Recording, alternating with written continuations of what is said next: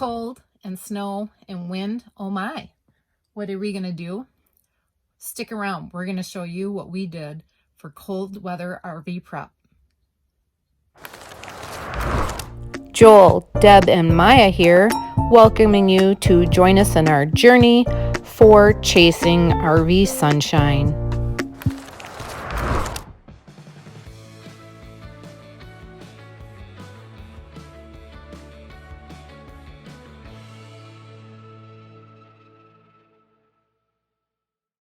So, being new to RVing, we had a worry knowing that there was going to be a snowstorm coming in.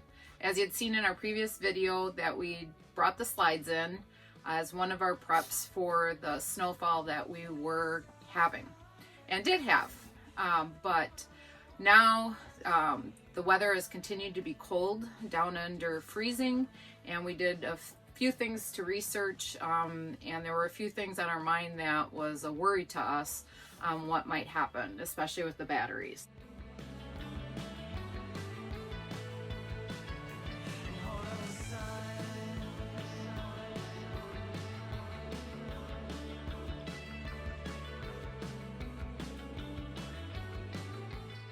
Yes, with the batteries, we wanted to make sure that the water level was where it was supposed to be, so we checked and added water there. We plugged the RV in so that it was continually charging the batteries instead of just relying on the automatic generator start.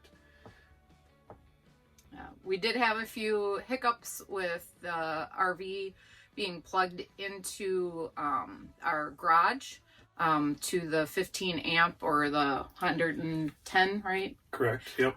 It was plugged into the exterior outlet, which was a ground fault outlet, ground fault circuit interrupter, GFI. And so if we get too much wind or too much snow would get in there, it would trip it. So I had to constantly go out and check on it. But like I said, we have been checking on the RV. We obviously wish we were staying in it and wish we were actually traveling somewhere more exciting than our driveway. But as we're doing this, obviously we are brand new to RVing.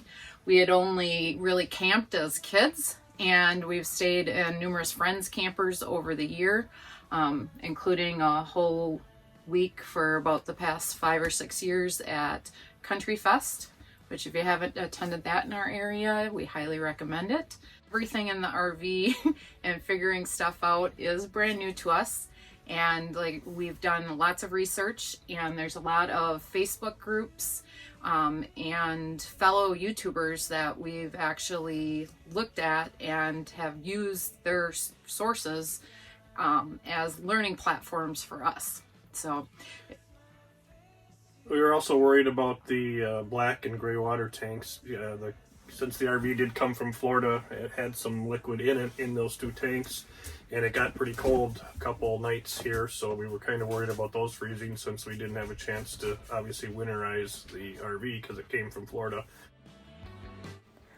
We currently have 4 lead acid house batteries. The house batteries is what is used to operate all electronics throughout the coach, including the refrigerators, the microwave, the televisions, the lights, and outlets. It is very important to do a monthly check to make sure the water levels are at the proper level. You do need to use distilled water also, and as always, Maya was there helping us by supervising. We also do have 2 chassis batteries, and they do not require water fill. However, it is always a good idea to check the connections when doing the maintenance checks on a monthly basis also.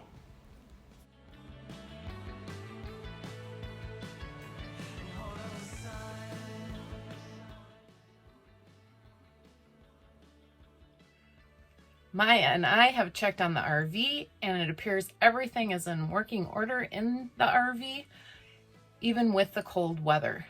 It's about 50 degrees inside, and the RV has held its heat extremely well under the current conditions.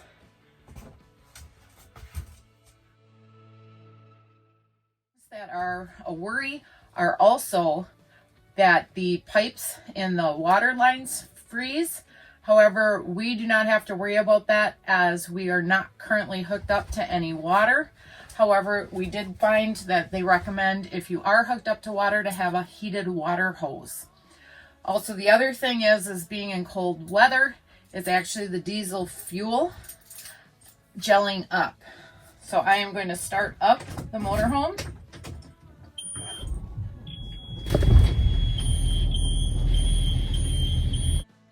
The engine ran for a while and was purring like a kitten. Another thing you may want to consider doing is also running the generator if you're sitting idle for some time period as well, to get that warmed up and the fluids running through it so it's working properly.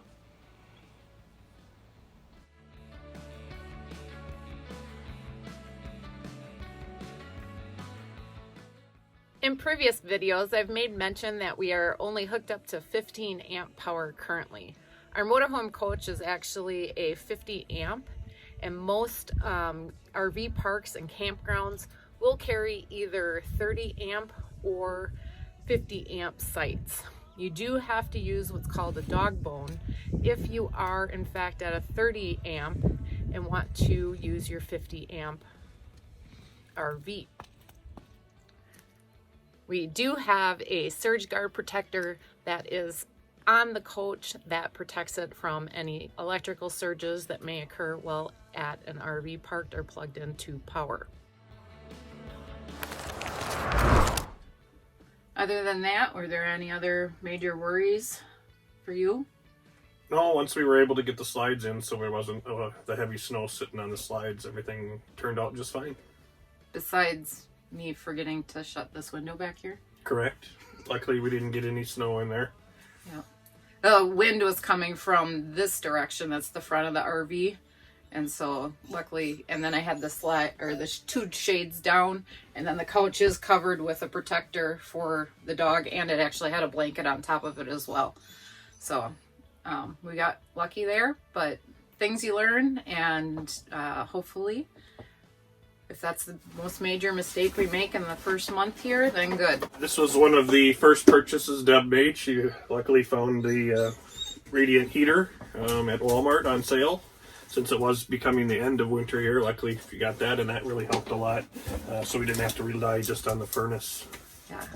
It said it was originally $50, and I got it for $15. That's a bargain. And I wish I would have grabbed two.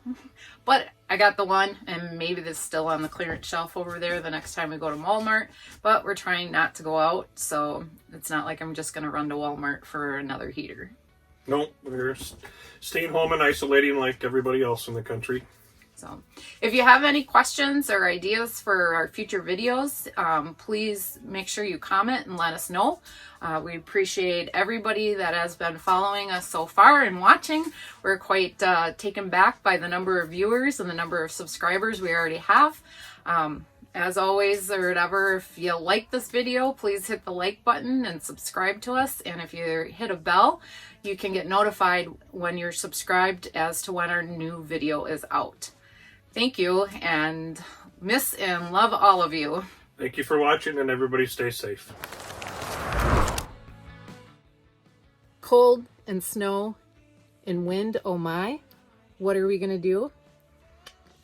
We're going to show you what we did to cold weather RV prep our RV. Stick around.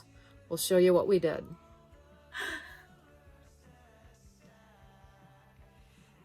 Okay. All right. And then make sure you kind of talk a little bit louder so that, because I said then the audio's better.